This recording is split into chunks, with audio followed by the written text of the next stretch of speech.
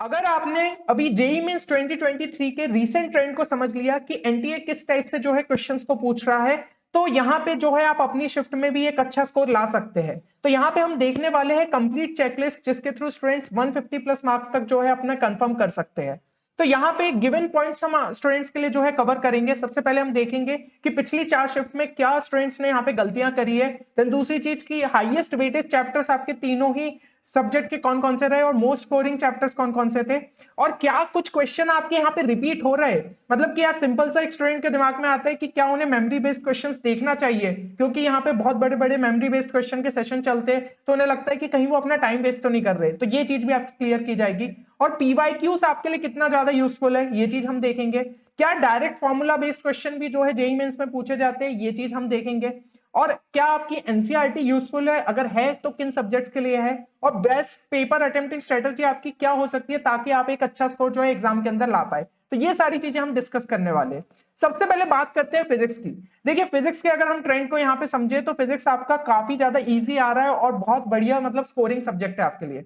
यहाँ पे 50 to 60% question आपको देखने को मिल जाएंगे कि डायरेक्ट फॉर्मूला बेस्ड है। तो चारों शिफ्ट का अगर हम एवरेज ले तो 50 to 60% क्वेश्चन डायरेक्ट आपको फॉर्मूला बेस्ड देखेंगे, और कई सारे फॉर्मूले आपके डायरेक्ट एनसीईआरटी में ही दिए। तो ये चीज है कि अगर स्टूडेंट ने एनसीईआरटी को अच्छे से पढ़ा है लेकिन क्वेश्चंस थोड़े वैरायटी के सॉल्व किए तो वो इन क्वेश्चंस को डेफिनेटली जो है अटेम्प्ट कर सकता था। 70 to 80% क्वेश्चन आपके डायरेक्टली या फिर इनडायरेक्टली पूछे जा रहे हैं on the basis of PYQs. तो पीवाईक्यूज का इंपॉर्टेंस बहुत ज्यादा समझ में आ रहा है हमें फिजिक्स के पेपर में। अभी तक जिन स्टूडेंट्स ने दे भी दिया होगा, अगर उन्होंने पिछले 3 साल के पेपर अच्छे से लगाए होंगे पीवाईक्यूज, तो डेफिनेटली उनका एक अच्छा स्कोर यहाँ पे बन रहा होगा।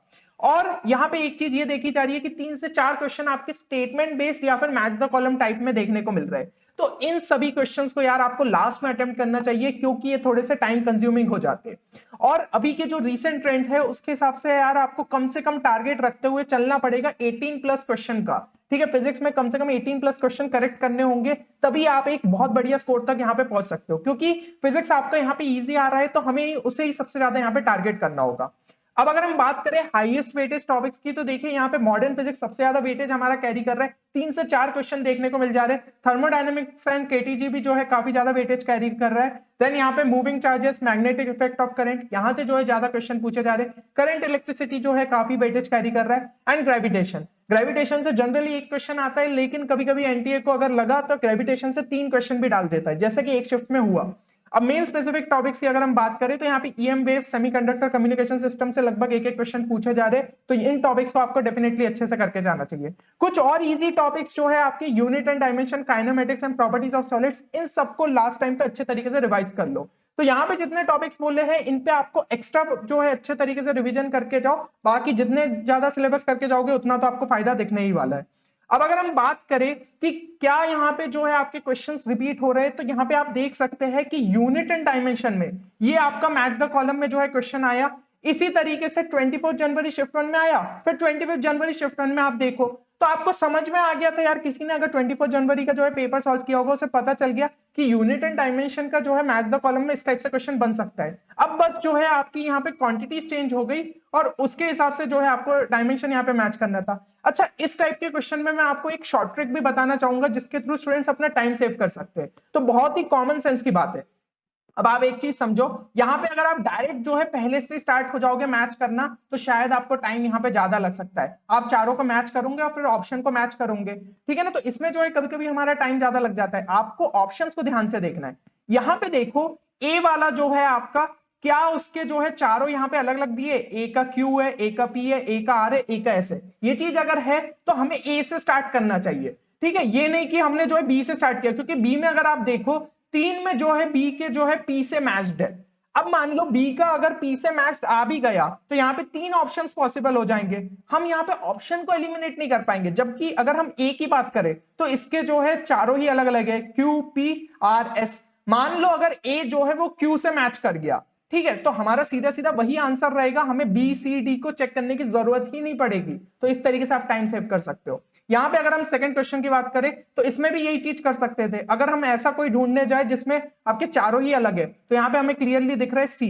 सी जो है यहाँ पे सी आर से मैच्ड है, यहाँ पे सी एस से मैच्ड है, यहाँ पे सी पी से मैच्ड है, और यहाँ पे सी जो है हमारा क्यू से मैच्ड है। तो ये जो है चारों में अलग है, तो यही चीज जो है हम यहाँ पे भी कर सकते थे। तो इसके हिसाब से यार आप जो है क्वेश्चन बहुत मतलब इजीली सॉल्व कर सकते हो और यहाँ पे आपको टाइम ज्यादा नहीं लगेगा।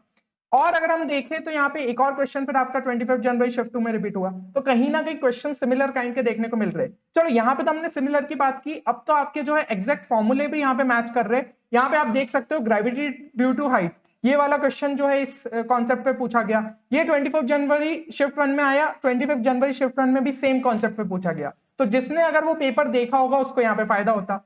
सेम चीज यहाँ पे भी आपको देखने को मिल सकती है। इस क्वेश्चन को सॉल्व करने के लिए हमारा सिंपल सा जो है फॉर्मूला लग जाता R is equal to rho L by. तो यही सिमिलर टाइप का क्वेश्चन हमें 25 जनवरी शिफ्ट 2 में भी देखने को मिल गया। तो प्रीवियस मतलब जो आपके शिफ्ट के पेपर हो रहे उनको करने का आपको फायदा दिखने वाला है। 2-3 क्वेश्चन शायद आपके यहाँ पे मैच कर जाए, हर एक सब्जेक्ट की मैं बात कर रहा हूँ। अब अगर हम देखें यहाँ पे कि एक और चीज जो है आपको देखने को मिल रही है रिसेंट ट्रेंड में, कि मल्टीपल क्वेश्चन जो है हमें सेम शिफ्ट में देखने को मिल रहे हैं एक ही कॉन्सेप्ट के। जी हाँ, यहाँ पे अगर आप देखो तो देखो कार्नोट इंजन का जो है ये क्वेश्चन पूछा गया है, ठीक है, जो कि कार्नोट प्रिंसिपल पे वर्क कर रहा था। तो ये एक क्वेश्चन आपका आया 25 जनवरी शिफ्ट 1, शिफ्ट को ध्यान से नोटिस करो। और यहाँ पे जो है आपका 25 जनवरी शिफ्ट 1 में एक और क्वेश्चन आ गया कार्नोट इंजन का। तो ये चीज भी एनटीए कर रहा है कि भाई एक ही कॉन्सेप्ट पे जो है दो क्वेश्चन डाल दे रहा है। और ये एक बार नहीं हुआ, एक और बार यहाँ पे हमें देखने को मिला 24 जनवरी शिफ्ट 2 में ये क्वेश्चन आया आपका ग्रेविटी ड्यू टू हाइट, ठीक है, उस हिसाब से कैसे चेंज होता है। तो यहाँ पे एक स्टेटमेंट बेस्ड क्वेश्चन आया, एक और क्वेश्चन असर्शन रीजन में उन्होंने सेम शिफ्ट के अंदर आपका डाल दिया। तो ये चीज जो है हमें यहाँ पे देखने को मिल रही है। एंड ये अगर आपका रिसेंट ट्रेंड है तो आप जो है आगे भी एक्सपेक्ट कर सकते हो कि एक ही कॉन्सेप्ट पे दो क्वेश्चन आपके पूछ लिए जाए। तो इसलिए यार कोई भी कॉन्सेप्ट को यहाँ पे छोड़ के मत जाना, जितने इंपॉर्टेंट कॉन्सेप्ट है उनको अच्छे से हमें जो है रिवाइज करके जाना है। चलिए अब हम बात करते हैं मैथ्स की। तो यहाँ पे मैथ्स में अगर हम कंपेयर करें आपके 2022 के पेपर से, ठीक है, जो कि आपके जेईई मेंस में पूछे गए थे, तो यहाँ पे मैथ्स सेक्शन आपका रिलेटिवली इजी आ रहा है। क्योंकि अगर 2022 के पेपर्स उठा के देख लो उनका लेवल काफी ज्यादा था। तो यहाँ पे यार मैथ्स में हमें उतने ज्यादा जो है लेवल देखने को नहीं मिल रहा है। समवॉट हम कह सकते हैं कि जो 2021 के पेपर्स थे ना उनके आसपास हमें देखने को मिल रहा है। और 8 से 10 क्वेश्चन तो यार आपके इजीली जो है ड्यूएबल रहते हैं। तो इनको आपको ढूंढ ढूंढ के जो है सॉल्व करना है, ये चीज आप ध्यान रखो। बट एक आध शिफ्ट में जो है डिफिकल्ट मिल सकते हैं, जैसे कि 25 जनवरी शिफ्ट 1। तो यहाँ पे जो है इजी क्वेश्चन ढूंढना काफी ज्यादा मुश्किल हो रहा था। और ये चीज देखने को भी मिलेगी कि यहाँ पे जो है आपका कम स्कोर पे भी एक अच्छे परसेंटाइल बन जाएंगे। तो उन स्टूडेंट्स को टेंशन लेने की जरूरत नहीं है। और 40 से 50% तक जो हमारे क्वेश्चंस थे वो डायरेक्टली या फिर इनडायरेक्टली पूछे गए थे आपके पीवाईक्यूज के बेसिस पे। तो पीवाईक्यूज यार समझ में आ रहा है कि हर सब्जेक्ट में ही इंपॉर्टेंट है, परसेंटेज थोड़ा बहुत वेरी कर जाता है, ठीक है ना, मैथ्स में, क्योंकि क्या है कॉन्सेप्ट्स आपके चेंज करके अच्छे क्वेश्चन बन जाते हैं। बट फिजिक्स में ये है कि एक सिमिलर ट्रेंड पे जो है क्वेश्चंस पूछे जा रहा है, हर साल हमें वो चीज देखने को मिल रही है। अब मैथ्स में अगर हम एक छोटा टारगेट भी लेके चले 12 to 13 क्वेश्चन, तो वो एक बहुत बढ़िया चीज रहेगी, उसके थ्रू आप एक अच्छा परसेंटाइल ला पाओगे, ठीक है ना। तो यहाँ पे क्या है आपका जो है ओवरऑल स्कोर ही देखा जाता है। तो इसमें आपको बस ये है कि किसी एक सब्जेक्ट को भी आपने अपना स्ट्रॉन्गेस्ट बना लिया, जैसे किसी स्टूडेंट ने फिजिक्स को बना लिया और उतने क्वेश्चन अटेम्प्ट करके आया, तो उसको ओवरऑल जो है स्कोर भी वो काफी ज्यादा बढ़ जाता है। क्या हाईएस्ट वेटेज टॉपिक्स कौन कौन से हैं? तो यहाँ पे vectors in 3D, binomial theorem, definite integration and area under the curve, differential calculus and differential equations, यहां से जो है आपके मैक्सिमम क्वेश्चंस हमें चारों शिफ्ट में देखने को मिल रहे हैं। तो इनको जो है बहुत अच्छे से करके जाना है, स्पेशली वेक्टर्स एंड 3D और बाइनोमियल थ्योरम। यहाँ के 3 से 4 क्वेश्चन आपके पिक से, और बाइनोमियल के हमें 2 क्वेश्चन लगभग हर शिफ्ट में देखने को मिल रहे हैं। तो इन पे जो है आपका स्पेशल अटेंशन होना चाहिए।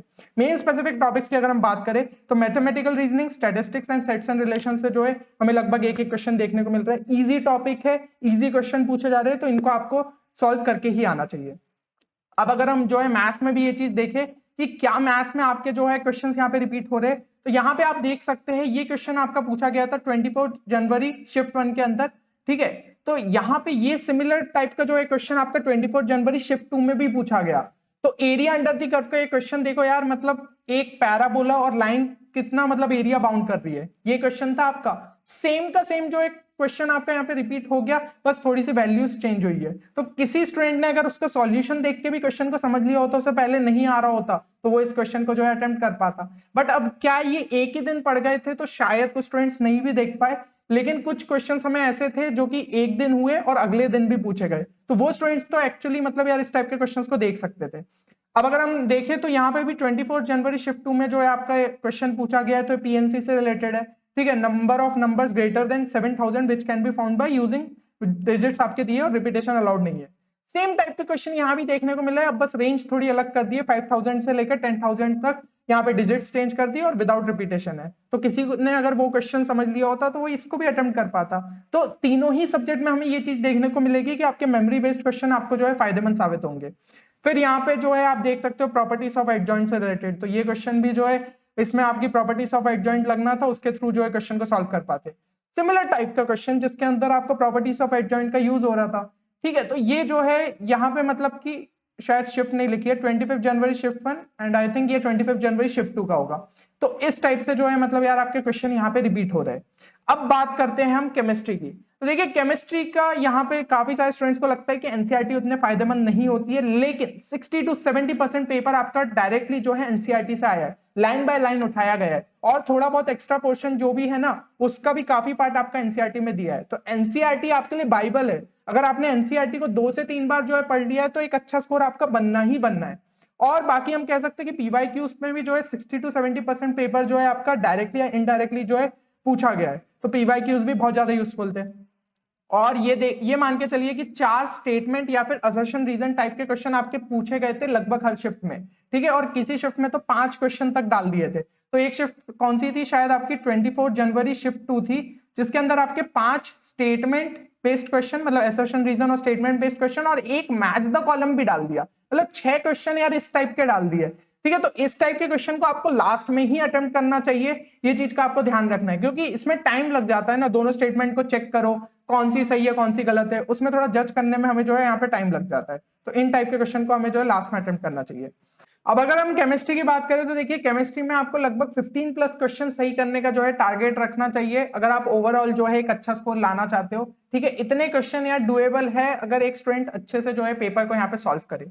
अब बात करें अगर हम कुछ हाई वेटेज टॉपिक्स की, तो यहाँ पे आपके GOC, chemical bonding and coordination compound, mole concept, atomic structure and thermodynamics and thermochemistry, इनसे जो है काफी क्वेश्चन पूछे जा रहे हैं। जीओसी तो यार मतलब फेवरेट रहता ही हमेशा, ठीक है। मोल कॉन्सेप्ट से भी किसी शिफ्ट में 2 से 3 क्वेश्चन तक देखने को मिल जा रहे हैं। तो ये सब जो चैप्टर्स है आपके इंपॉर्टेंट हो जाते हैं कि किसी शिफ्ट में मल्टीपल क्वेश्चन भी एक चैप्टर से जो है पूछ लिया जाए, इसलिए बहुत ज्यादा इंपॉर्टेंट हो जाते हैं। और कुछ इजी टॉपिक्स की अगर हम बात करें तो यहाँ पे surface chemistry, metallurgy, chemical kinetics, chemistry in everyday life, environmental chemistry, hydrogen, S block, यहाँ से काफी इजी क्वेश्चन उठ के आ रहे हैं। तो इनको भी जो है आप अच्छे तरीके से रिवाइज करके जाइएगा। अब अगर हम बात करें यहाँ पे कि आपके कुछ मतलब पैटर्न की समझने की कोशिश करें कि केमिस्ट्री में किस टाइप के क्वेश्चन देखने को मिल रहे हैं, तो यहाँ पे बायोमोलिक्यूल्स की अगर मैं बात करूं तो स्ट्रक्चर बेस्ड क्वेश्चन काफी पूछे जा रहे हैं। यहाँ पे जिन जिनके स्ट्रक्चर बेस्ड क्वेश्चन पूछे गए वो मैंने मार्क कर दिया, जैसे कि यूरेसिल, यूरेसिल में जो है आपका यहाँ पे नाइट्रोजन का परसेंटेज पूछा गया था, तो भाई उसके लिए आपको स्ट्रक्चर पता होना चाहिए, फिर तो क्वेश्चन में कुछ बचा ही नहीं था। फिर यहाँ पे अमाइनो एसिड से रिलेटेड इन दोनों के स्ट्रक्चर आपको पता होना चाहिए था और इससे रिलेटेड क्वेश्चन पूछा गया था। कार्बोहाइड्रेट में जो है इनके आपको स्ट्रक्चर बेस्ड क्वेश्चन पूछा गया था। फिर केमिस्ट्री इन एवरीडे लाइफ की अगर मैं बात करूं तो क्लासिफिकेशन ऑफ ड्रग्स आपको जो है अच्छे से पता होना चाहिए, कौन सा ड्रग किस में लाई कर रहा है, उनके इंपॉर्टेंट एग्जांपल्स। तो इस टाइप के जो है क्वेश्चन देखने को मिल रहे हैं। फिजिकल केमिस्ट्री में यहाँ पे मैंने आपके लिए सारे इंपॉर्टेंट फॉर्मुलेज जो है लिख दिए, तो इनको जो है अच्छे से रिवाइज कर लीजिएगा। आयनिक इक्विलिब्रियम से स्टूडेंट्स डरते हैं, but direct formula based question आ रहे हैं, जैसे बफर का जो है फॉर्मूला था ना वो डायरेक्ट क्वेश्चन पूछ लिया गया। फिर आपका जो सॉल्ट ऑफ वीक एसिड और स्ट्रॉन्ग बेस रहता है तो उससे रिलेटेड फॉर्मूला पूछ लिया पीएच का। तो ये अगर फॉर्मूले भी आपको याद है तो बहुत ज्यादा यहाँ पे दिमाग नहीं लगाना पड़ेगा क्वेश्चन में।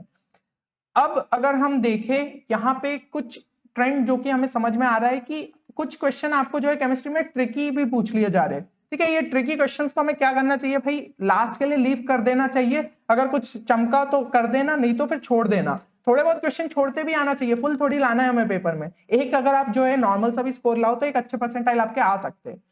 तो यहाँ पे एक क्वेश्चन जो कि आपका 24 जनवरी शिफ्ट 2 में देखा गया, average human being requires nearly dash times more air than the food. यार मतलब क्वेश्चन देखकर स्टूडेंट थोड़ा सा कंफ्यूज हो गया होगा, किस चैप्टर का है, कहां से है, क्या सही में पढ़ा था। तो देखो यहाँ पे आपको लग रहा होगा ये आउट ऑफ द सिलेबस है या फिर एक जनरल बायोलॉजी बेस्ड क्वेश्चन है, बट एनवायरमेंटल केमिस्ट्री के जो पहला पेज है उसमें आपका डायरेक्टली ये मेंशन्ड है, do you know an average human being requires nearly 12 to 15 times more air than the food.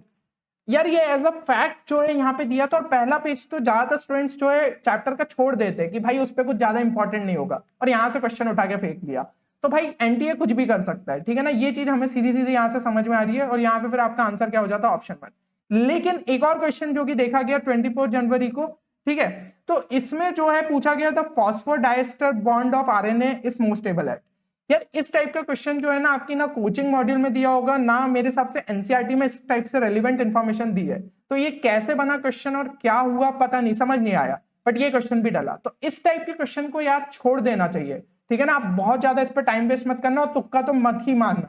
जब कुछ भी नॉलेज नहीं हो और तुक्का मारो तो यार नेगेटिव मार्किंग के बहुत चांसेस हो जाते। तो ये कुछ कुछ हमें ट्रिकी क्वेश्चंस देखने को मिल रहे हैं। अब देखो अगर हम रिपीटेड क्वेश्चंस की बात करें तो यहाँ पे 24 जनवरी शिफ्ट 1 में आप देख सकते हो अरेनियस इक्वेशन पे एक क्वेश्चन पूछा गया, फिर 25 जनवरी शिफ्ट 2 में पूछा गया। तो किसी ने अगर उस क्वेश्चन को अच्छे से समझ लिया होता तो ये क्वेश्चन उससे आराम से बन जाता। इसलिए मैं बोल रहा हूँ कि मेमोरी बेस्ड क्वेश्चन कितने ज्यादा इंपॉर्टेंट है। ये सीएफटी वाला क्वेश्चन हो गया, ठीक है ना। तो हाइब्रिडाइजेशन समझो उसका, और फिर डायमैग्नेटिक है पैरामैग्नेटिक। अब सिमिलर टाइप का क्वेश्चन यहाँ पे भी जो है पूछ लिया गया।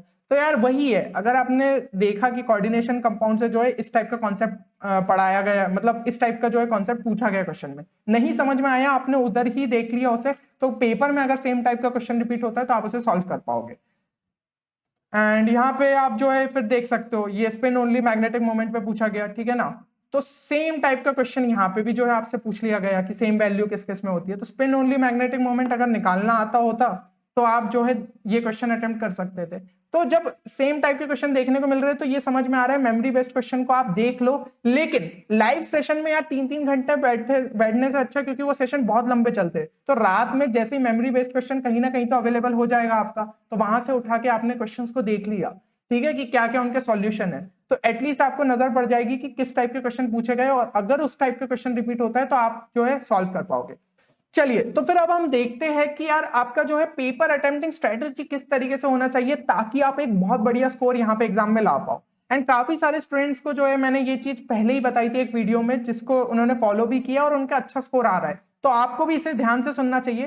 देखो सबसे पहले तो एक स्टूडेंट ये गलती करते हैं कि वो एक सब्जेक्ट को पूरा अटेम्प्ट करते हैं, फिर सेकंड सब्जेक्ट पे बढ़ते हैं, फिर थर्ड सब्जेक्ट पे। ये चीज मत करना, राउंड में करो पेपर को, ठीक है। राउंड 1 ऐसा रखो जिसमें 60 मिनट का जो है लगभग अपना टाइमर सेट कर लिया कि केमिस्ट्री के सारे इजी क्वेश्चन ढूंढ लिए, फिर फिजिक्स के सारे इजी क्वेश्चन ढूंढ लिए, एंड मैथ्स के सारे इजी क्वेश्चन ढूंढ लिए। इस तरीके से किया उन 60 मिनट में जितने क्वेश्चन अटेम्प्ट कर पाओ। फिर आप जो है राउंड 2 में चले जाओ। अगर यहाँ पे मान लो आपको दिख रहा है केमिस्ट्री के और इजी क्वेश्चन थे जो कि आप नहीं कर पाए, तो फिर जो है इधर पे कर लेना उन्हें। फिर उसके बाद ऐसे ही फिजिक्स के मॉडरेट ढूंढो, फिर मैथ्स के मॉडरेट ढूंढो। ये 60 मिनट्स में कर लिया। एंड डिफिकल्ट वाले जो है एकदम आखिरी में छोड़ दिया, जिसमें काफी कम क्वेश्चंस आपके लाए करेंगे, मैक्सिमम आपके मैथ्स के ही दिखने वाले, क्योंकि फिजिक्स एंड केमिस्ट्री इतना टफ नहीं आ रहा है, और केमिस्ट्री में जो टफ आ रहे हैं या फिर ट्रिकी आ रहे हैं वो तो शायद आपसे वैसे भी नहीं बन पाएंगे, है ना। तो इससे अच्छा जो है मैथ्स के ही सारे क्वेश्चन में जो है इतना टाइम आप इन्वेस्ट करोगे, जो है मेजोरिटी ऑफ क्वेश्चन आप कर लोगे। फिर बचे हुए जो आपके 20 मिनट है उसमें फिर जितने भी आपके अनअटेम्प्टेड क्वेश्चन है शुरू से स्टार्ट हो जाओ, जितने अटेम्प्ट कर सकते हो बढ़िया है। कुछ स्मार्टनेस उसमें यूज करना, ऑप्शन एलिमिनेशन कर पा रहे हो उसके थ्रू सॉल्व हो जाए, तो ऐसी कुछ चीजें भी जो है आप यूज कर सकते हो। बट तुक्के मत मार के आना आखिरी के 20 मिनट में कि बहुत क्वेश्चन छूट गए तो मैं तुक्के मार रहा हूँ। देखो तुक्के यार कभी भी ज्यादा आपके लिए वर्क नहीं करते। हाँ कुछ आपके पास एक स्मार्ट लॉजिक है उसके थ्रू अगर क्वेश्चन सॉल्व कर रहे हो तो वो बहुत बढ़िया है। तो होपफुली यार ये वीडियो आप सभी के लिए बेनिफिशियल रहेगा। अपन ने बहुत सारी जो है इस चीजों में डिस्कस की है, ठीक है ना, जो कि मतलब कि नेक्स्ट शिफ्ट वाले स्टूडेंट्स के लिए काफी ज्यादा फायदेमंद साबित होने वाला है। साथ ही साथ कमेंट सेक्शन में ये चीज जरूर मेंशन करें कि आप कितना परसेंटाइल टारगेट कर रहे हो फर्स्ट अटेम्प्ट के लिए। एंड उम्मीद करता हूँ कि यार आप उतने परसेंटाइल जो है अचीव कर पाओगे। मिलते हैं अगले वीडियो में, तब तक के लिए take care and good bye.